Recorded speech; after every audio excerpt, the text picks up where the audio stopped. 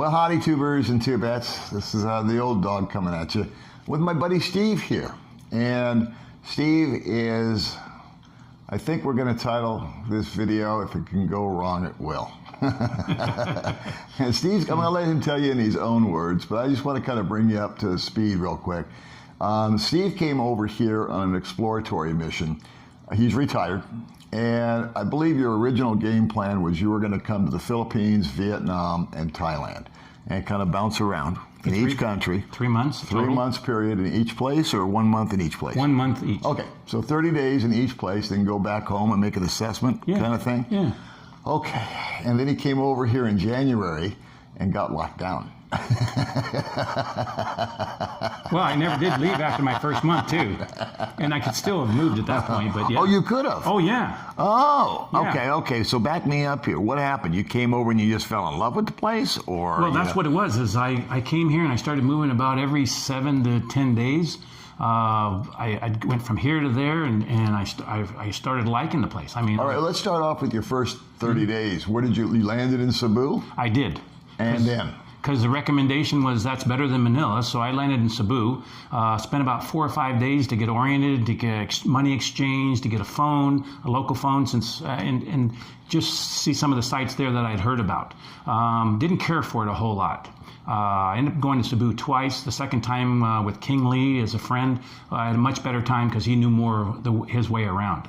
I'm not really a city person, so I spent some time in Cebu. Okay. Then I went to Bohol. Cebu probably was, like I said, about 5 days. And how long were you in Bohol? A week.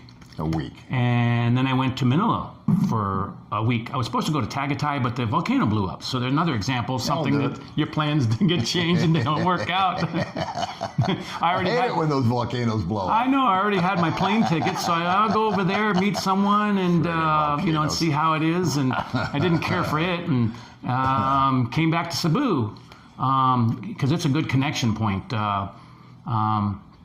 I come back to Cebu at that point? I went to Legazpi and Sorsogon. Then I came back here to Dumaguete and caught the ferry over to Siquijor for a week, and then came back to Dumaguete for probably another 4 or 5 days to visit with a few friends that I had made here. And then when did you first come to Dumaguete? I kind of missed that. Well, I got here January 6th, so probably the 11th or 12th. So was that before Bohol? Yes. Okay, we left that out. Yeah, and when I first met you, like I said, you, Ricky, and Gio, I had followed your blogs on a lot of do's and don'ts and what's about the place and so on. And I'm rolling down the national highway there, and I yell at you. And that's right. That's how we met. That's our first meeting. Yes. Me and Baby May were holding down the street. Yeah. I had this maniac yelling at me. Yeah, I was one of those. So we met. We got along. We had a good time. Mm-hmm. And then you kind of bounced around a little bit, right? Here? Yeah. Yeah, I did. And I mainly came to Dumaguete because I'd heard stories about it, but I wanted to meet you and a few other people. And so I was really surprised. I was really excited when I saw you on the scooter. And of course, for you, it's like, there's another one of those. No. So why did you stay longer than 30 days instead of getting up and bugging out and going to Thailand or Vietnam? Well, the thing is there's a culture difference, and there's stuff going on here that until you're here, you can't really get a full sense of it. And I knew before my 30 days was up that I was going to stay because there was too many places I wanted to see. I was having too much fun. People were waving and smiling, and I'm talking to people, I'm making friends. I'd get on a scooter and go spend the day out somewhere and just see where I ended up. And I'd just pull over and start singing with people, and just things happen. And I went, I'm just having too much of a good time to go try someplace different. And I wanted to check out the dating scene and explore that. And so I ended up staying, and I'd say before my 30 days was up, I knew I was going to stay here the whole time. There was no need to go to visit the other places, even though I have every intention of visiting them in the future. Okay, so I actually didn't know that. So you were just going to you still had intention to do your 90 days. Yes. You just decided to shine on Vietnam and Thailand. You were going to hang out here because you found that there was stuff and people and all that, and you were here already and settling in, and no big rush. You're retired, right? And so I'm not going to put words in your mouth, but just to make sure we're all on the same page. Now you're going to go home after your 90 days. Yes. You're going to get yourself organized. Yes. And then at that point, were you going to come right back to the Philippines, or were you going to bounce into Vietnam or Thailand? And this is all the pre-COVID stuff, right? That's right. Yeah, okay. Yeah, everything's running perfectly fine at that point. My sense of it was to come here for 3 months to see Southeast Asia for the first time, to see if it's a place that I like, that I want to spend more time with. I had already downsized my life to a large degree. I still have more to do, and I know I would still make visits back to the States.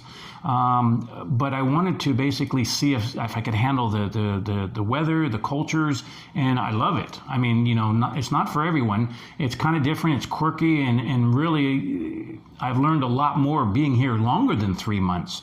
How long have you been here total? Coming up right now, 8 months. Now that was kind of the surprise where I kind of jumped the gun, where you got locked down. Yes. So you got locked down at what stage of the game here? Well, I was supposed to leave April 6th, and lockdown here probably happened about the 17th of March. Okay. I think that's when it happened. And I figured, they're going to lock down for a few weeks, a month and a half. Yeah. And I made arrangements. I moved into a more longer term place instead of a small studio place. I moved into a house where I could cook food. Made arrangements with the landlord not to pay a deposit. I could pay him for 1 month and then week by week after that. Okay. And that's continued month by month. So you were adjusting to the conditions. Yes. And like me, I thought this whole COVID thing would run for 30 or 40, 50 days, and it would be done with. Now it's turned into this whole other deal, right? Yes. So, okay. So, in other words, you came over here, and so it wasn't a bad 8 months. No. Okay, you've had fun. Because every time I see you, you got a grin as big as, a Cheshire cat. Right, like this, see? Right. Well, see, the thing is I kind of go with the flow. Yeah, you do. He's a real laid-back, easygoing guy. He doesn't get rattled by stuff. But I want to talk about one thing here, and that was your money mishap. Oh, okay. Yes. And here's the dealio. Anybody that watches this channel, my little channels, I never give advice except for one thing.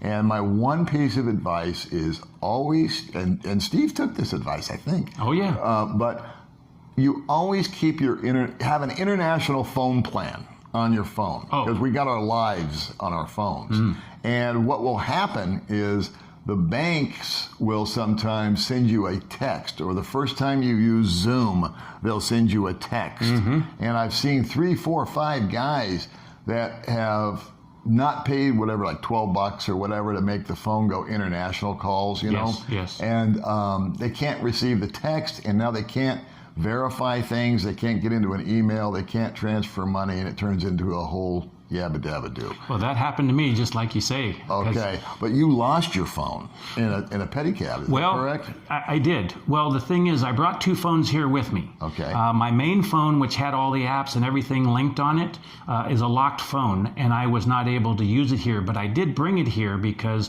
I could end up not using it for calls or text, but I would be able to use it for navigation and stuff like that. Okay. And the other phone was not locked, but I brought it because I figured, which was correct, that I could put a SIM card in and use it for local calls for what my primary phone could not do. Okay. And you're right. When I was in Cebu, after I landed, about 3 days afterwards, there's where things will go wrong.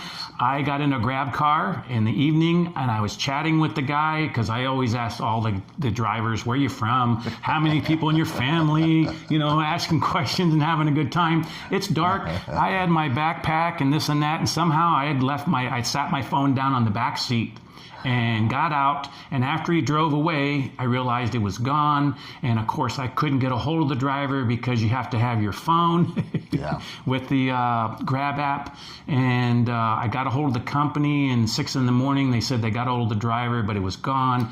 It could have been the next person that got in the car, my mistake, but nevertheless, I would not have been able to use that for the verification anyway. Okay. And I did miss the beat on that. I didn't think that would be a problem, but I've learned and implemented a lot of other things that you guys have definitely suggested. So you set up a Charles Schwab account. which I never did. But again, that's kind of like the golden rule for as far as money goes. No, right? no ATM fees. So you can come over here. You can have a Charles Schwab account, which I wish I had, but I don't. And I guess I could open one. But you can go to the ATM and pull out $200 or whatever, and they'll charge you $10, $12 at the terminal, but then it gets reimbursed at the end of the month, so it's free. It does work. Yes. Okay. So you had a unique situation. You bank with Wells Fargo. Yes. And Wells Fargo, you set it up so that you just had a password and a sign-in and a username. Yeah. No secret codes, no verifications, none of that crap, because you wanted to simplify it. Yes. And out of the blue, they decided to do a random security check. Yes. And you couldn't return the text because you'd lost your phone. That's correct. Is that correct? Absolutely. So you were essentially locked out of Wells Fargo. I could not see and log into anything. Okay. Right. But you were smart. You didn't have just a plan B. You had an A, B, and a C. So we talked about this for a while. So you correct me if I'm wrong. He had a Wells Fargo account, which was the main kind of deal where his money is, and move it over to Charles Schwab and pull it out of there. Correct. Am I still right? Yep. Okay. And with no fees. But now his Wells Fargo is locked up because he can't see what the hell's going on. But guess what? He had yet another bank. We're going to call it bank number 1, okay? And bank number 1 has interest-bearing money. So you put money in there because you get little change from it, right? Yeah, that's right. So you were able, at the end of the day, you were able to transfer money from bank number 1 to Wells Fargo. And then from Wells Fargo was linked to Charles Schwab. That's right. You could send it to Charles Schwab. Yes. Now, you could never see what was going on at Wells Fargo, but you could see at Bank One that you would transfer, we're going to say $2,000 to Wells Fargo. You could see that. Yes. Right? Yes. And you couldn't look at Wells Fargo to see what went on, but you could go back over to Charles Schwab and say, I received $2,000. Yes. Am I right? Yes. Okay. And then you could go to the ATM, pull that out, and live. Yep. Correct? That's correct. Would I ever have been screwed if this had happened? Because I only have one bank. That's me. I have my bank, my Social Security check goes into it. I have an ATM card that I can pull out and pay fees on. Lots of them, by the way. I've done it a couple times. But I always zoom over my money, okay? So I guess the life lesson here is to have a plan A and a plan B. And a C. And a C. And so you had plenty of money for your 3 months. Oh, yeah. And so I'm thinking of myself that I'm going on whenever I go on a vacation, I called what you did a vacation because you were going to go back home and regroup and do whatever you're going to do. But if I was to leave the country, I would plan on X amount of dollars, and then when those dollars ran out, I might be in a pickle. Yeah. You know what I'm saying? Yeah. And especially if I'm having a hard time accessing the funds, or the exchange rate's weird, or there's a lockdown and now I got to stay in a hotel instead of someplace else. It's a lot more money. Yeah. So you were fortunate in that you had the financial backing and planning to make 3 months turn into 8 months. But I was talking to you and I said, what if you had run out of money? What would be the result? And you said you had a plan 4, credit cards. He could take advances against credit cards. He didn't do it, but he has a good enough credit and big enough credit line that he could bounce out $2,000 a month off these credit cards. Now he'd pay exorbitant fees off of those cards, I'm assuming. Because cash advances aren't cheap. Nope. They're like 36% interest or something stupid, and there's a fee and a percentage and an exchange rate and all that wackadoodle stuff. But you wouldn't have been homeless. Correct. Right? So I guess the moral of this little banking story is this is a true story. And I'm not going to draw a conclusion for anybody watching this, okay? We'll just tell the story, and I always allow anybody that's watching this to draw their own conclusions. Because they can put themselves now in your position and say, gee, what would I do if that had happened to me, And so that's the educational part of this video. Well, that's true. The rest I want to talk about is what did you do while you were here? What's your overall impression of the Philippines? And I'll just shut up and listen. You know, the thing is I think everybody will take something different from it, because it depends on you, your personalities, your likes and dislikes, your tolerances or not. And pretty much what the guys, you know, I haven't seen a lot of bloggers, but I followed like a few, you know, Gio in the Philippines, Ricky, I can't remember the exact rest of his. Yeah. And you, Paul, you're straight shooters, and definitely without a doubt what you've said and what you present is the way that it is. And I took that at heart because I'm a good judge of character. I believe when I'm seeing somebody versus somebody that's just full of whatever or depressing or whatever. And I came here and I've had a great time. Like I said, I was worried about the heat. I don't usually operate too well with that, and I've done well with that. You stay in the water certain times of day. If it's, you know, you hide in the air conditioning or whatever. In fact, this time of year with the rainy season, which really isn't as much rain as where I'm used to where I live, it's not bad. The temperature and where we're living now up a little higher is better. I enjoy it. I like the people. I like to a certain degree, I like the chaos you know, because, you know, passing somebody on the left or the right, you can't do that kind of stuff in the States. And you got to be careful, and it's risky. But I like having that personal freedom and going with the flow. And you got to really pay attention. You got to have your head on a swivel, you know, because there are a lot of things with the roads and the dogs and the people that just drive out and don't look. And, you know, I like the tropical feel and the look. It's pretty consistent, you know. It's like in Costa Rica, you know, the sun comes up and goes down the same time throughout the year. Let me ask you this. Did you, when you were living in the States, you're divorced, right? Yes. Okay. And you're living alone.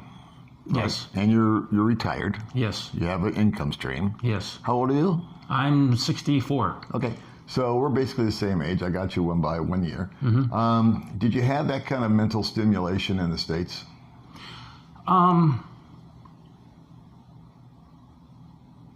You know, no.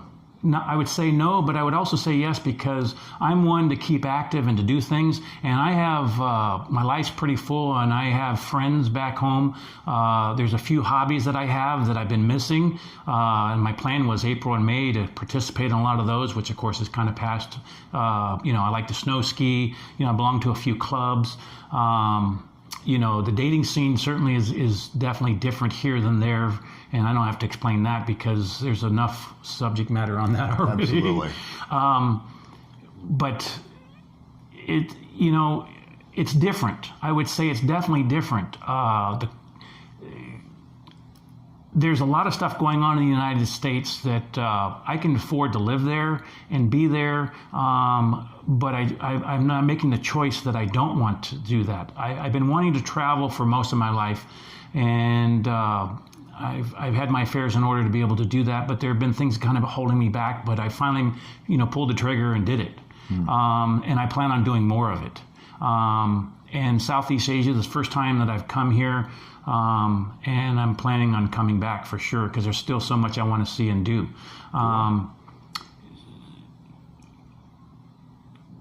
I like bouncing around. I'm not really ready to settle into one home-based place. You know, I think eventually I may find that and then want to bounce it and travel to a certain place. But yeah, I know when you get older, you know, there's a certain point, I guess hopefully I'm not there yet. I have aches and pains and everything that I didn't used to have years ago, but I'm not ready just to kind of park myself yet and not explore. And I got to spend some more time enjoying life more out and about than I have before. Okay.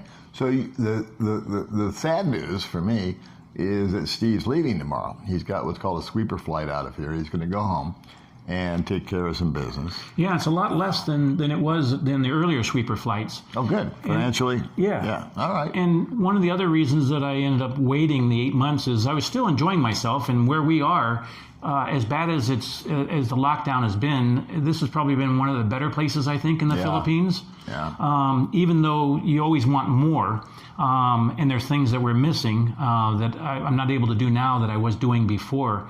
But I did have a person that I was doing a little traveling with her, and she's on another island from there, and we were doing a little traveling, and she was supposed to go home right when the lockdown happened, and I wanted to make sure she got home safe. Good man. And She got locked down with you. She couldn't absolutely. go home either. She missed her daughter's graduation, and you guys have been together for, what, 4 or 5 months, right? Yeah, and it was never planned to have a live-in and that kind of situation. And I could have caught a sweeper out, but there was no domestic travel at all until just now. So you would have been abandoning her Yes. to get home. And I didn't want to abandon her, and also secondly, I didn't want to finance and fund that out of sight, out of mind situation. Right. And so I waited till I knew she could get home, and then me too. Good for you. And, good on you. Yeah. And the stuff that I need to get back, timing-wise, is working. I got to do taxes, and next year when I'm 65 in March, Medicare Part B, I got to make those choices. I'm going to turn Social Security on, and do some of those things that I can't do here. Okay, cool. Before coming back. So when you get back to America, let's just say that in 6 months this COVID thing's over. Do you think that's fair? 6 months? I hope. Okay. If it's over in 6 months, are you going to stay in America, or are you going to come back to Vietnam? Are you going to go to Vietnam, Thailand, Philippines? What are your someplace different? Yes. What are your plans? I guess. Well, you're going to leave the States again? Yes. Okay. I just want to clarify that. Yeah. No doubt. If you leave, where are you going to go? My dad's military, and we moved about every year and a half, and I've lived in a lot of different places in the States, and there's a lot that I enjoy about the United States, but seeing the other parts of the world is definitely where my head and heart is now. And now that I've been to Southeast Asia and heard some of the stories that you've told, and Gio and others that I've met, I want to see and experience some of those places for myself. So there's no question I'm coming back here. I've been to Mexico and Costa Rica and Canada, and doing some of the South America would be okay if this doesn't open up. But I definitely like the Asia feel of things. Do you think you'll go to Thailand or Vietnam? Oh, yeah. You will? Oh, yeah. So when you depart America to come back, are you going to go there first or here first? Well, ideally what I want to do is come back here and then find a girlfriend that I will take and travel with over in Thailand and Vietnam. Okay. Because once again, sharing that, I enjoy being in a relationship. At the same time, I do have apprehensions about, anything that's permanent, because I've been married and divorced a few times. Right. But having the right person is definitely here for me, and I just got to find her. And then traveling to these other places, I would enjoy myself so much more sharing that experience with somebody. Did you enjoy the Filipino culture and the women and all that? Like, you're friends with Baby May. Yes. And you're friends with a bunch of other girls that are girlfriends of the expats, and you had a girlfriend. Yeah. Well, did you just like them? I mean, yes. They are fun, aren't they? Yes. They're unique. Yes. They're different, right? They are. I'm putting words in his mouth. No, he's agreeing with me. But he's right. In my younger years, I've had some Asian girlfriends and stuff that, they were kind of westernized, so it's not the same. And my eyes have definitely been opened up in 8 months being here and seeing some of the other expats here and the girls that they have and the gal that I have. And, there are differences. There's some commonalities, but at the same time, there are differences. And you go, oh, I wish my gal had a little bit more of that. Yeah. And they probably wished of course. I had more of something or other, but sure. But I'm just saying, overall, culture-wise, you're not you're into a relationship. That's one of your drivers. Yes. Okay. I would say so. You're not thinking that you're going to find that relationship in Thailand or Vietnam. Well, Thailand perhaps. Vietnam, from what I'm understanding, it's not going to be that available and accessible. It's not going to work out. In Thailand, it's possible. There's a little bit more of a language barrier. So I'd have to go over there, and maybe it would be good to go there for a month and then see and explore that by myself. Okay. So that is something I definitely have thought about. But I definitely, the culture differences, they're there. And like I said, I haven't learned all of it, but there are definitely things that you find, like tempo and different things that that are different in the States. And you have to understand it here. And I knew I wasn't going to be in a hurry or a rush, and I wasn't going to get married, and I wasn't going to fall in love, because I'm not sapping under that I'm lonely. And, right. I don't want to set myself up for failure. And that's pretty much the situation that, you want to avoid. So when you come back, are you gonna try to do like I've done and just kind of not blow off, but just kind of sell everything over in America and set up camp here or there or here? Or are you going to keep a home base in America? Well, what I'm going to do is I've sold most everything. I have what I have left in a 10 by 24 storage unit. And there's some things that are still pretty valuable that I need to sell. Mm-hmm. And there's some things that I thought were important and I wanted. Some things I'm going to end up giving away. I've been downsizing my life probably for about three and a half years. I've sold my home. I sold a condo that I was renting that wasn't performing well. There was different things that I've definitely moved, but I have an RV. And so, and I have a few friends where I'm able to keep that. And so I'm going to be in a mobile lifestyle, as what they call a full-timer. So when I'm in the States for a few months, whatever that is, doing some of the other hobbies, visiting friends, I'll be basically moving around. But I've definitely learned having a big backpack and a small backpack that I can definitely live and be very happy with very little. I've experienced that a few times back in, 2009. I had a house fire. It wasn't my fault. The PG&E and the power 240 in the whole house burned everything up. Uh-huh. And I lost everything. Didn't have renter's insurance on that house. Uh-huh. But I started buying things and I bought a house in 2009 and started refilling the house. And I said, wait a minute, I'm not going to the second floor. I'm going to stay on the first floor. And I've sold all of that. I still have a bed and I have my desk and a few pieces of furniture that I'm going to liquidate. So to answer your question, yeah, I'm definitely going to finish liquidating what I have. And the money itself is not that important any longer because the experiences and the life that I've had here and seeing that and meeting some friends. And like you said, I haven't run into the bad expats that you've talked about, because I was warned that's what you want to worry about more than the locals is the expats. Yeah, fortunately, the circle that I've stayed with and the people that I've met, and like you, if I'm not happy with somebody and they're too much, I just go away and disengage. Yeah, that's what I do. I just quietly move on. Yeah. But I would say that, with you and a few of the other guys, I think, if nothing else, we've, a friendship that's amazing. Lasts forever. Yes. Yeah. So when you get back to the States, you're going to take care of your stuff. You're going to come back to the Philippines. You're going to bounce around the Philippines, if I'm understanding you right. You want to go look at this island, that island, because I want to do the same thing. I've been here 3 years and kind of like stuck in neutral. Mm-hmm. But me and Baby May, we want to go bounce here and there and look around and snoop around and all that good stuff. But have you ever decided, is it too soon to ask, are you going to just maintain a residence in the States? Or are you going to go home for 2 months every year? Yeah. And okay. Because I know guys that do that. And I think it's a really good plan, to be honest with you. Uh-huh. There's guys like my friend Ed likes to fish. Yes. And so he's going up to go fishing. Mm-hmm. And he goes there for like 3 months every year and gets his fishing thing, his fishing fix, which I'm envious of.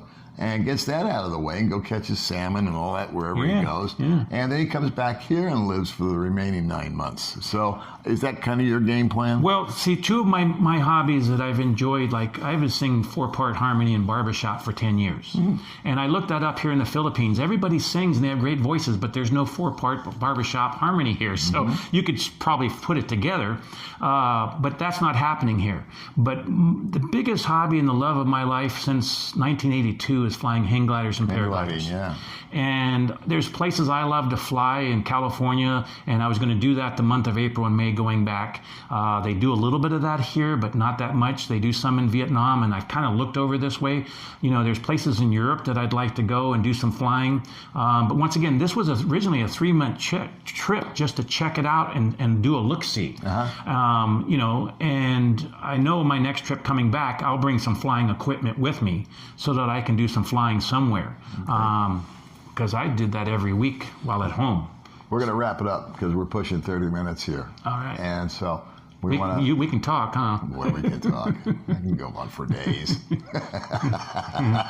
Well, for the folks out there watching, what would be their takeaway from your experience? What would you leave them with? The biggest thing is if you come here, if you're coming here for a week or two, this is my take. Coming here for a week or 2 or 3, you really can't get a big sense of things you just can't. You got to spend more time to really get a feel for it. And the other thing is financially, you don't want to put yourself into a situation where you can get stuck, because this is a place that you do not want to run out of money. There's no safety nets of any kind. And like I said, I was not expecting a lockdown. 2 of my credit cards, one is expiring this month of September, which we're in right now, and I don't know when it's going to stop functioning because I can't get my new one. And so I knew it was September, but I went, hey, I'm back in April. Right. So right. You definitely want to listen to the videos and some of the where-tos, along that goes with, how to handle your money and how to get here. Don't come with too little. You don't need to come with too much. But you got to have some reserves so that if you have to stay or if you have to leave, you can. Yeah. I would advise that too. I mean, hospital. There I go advising when I don't advise. But my advice is watch the other guys' channels that do give advice. The mechanics, the nuts and bolts of how to transfer money, what company to use, which one's the cheapest, blah, blah, blah, blah, blah, all that kind of good stuff. The only piece of advice that I ever give is to make sure that when you come over here, your phone, Verizon, or whoever you're using, I had T-Mobile, pay the $10 or $12 or $15, whatever it is, to keep an international plan. My next trip will have that. Because you are going to get a text from somebody somewhere. Either it's to verify something, it's going to be a security code, it's going to be a this or that, and if you can't answer that text, man, you're just... You're in for a world of hurt. And you need it unlocked. Not that it's not unfixable, right? But it's going to cost you a lot of money on long distance calls and unlocked Skyping phone. and trying. You got to have an unlocked phone. You got to have this. You got to have that. So that's it. But Steve, I'm really happy that you came. I'm sorry you got locked down, but I'm kind of not sorry you got locked down because you made the most of it. Oh yeah, you know what I mean. Life didn't stop. Life didn't stop. You took 3 months, you turned it into 8. You had a great time. I don't think it damaged you financially or anything like that. No. It caused you some stress here and there, but you handled it like a champ. And I look forward to seeing you when you come back on your return flight. All right, buddy? Yeah. All right. Well, thanks for coming on the Old Dog Channel, and I will talk to you crazy people next time. Goodbye.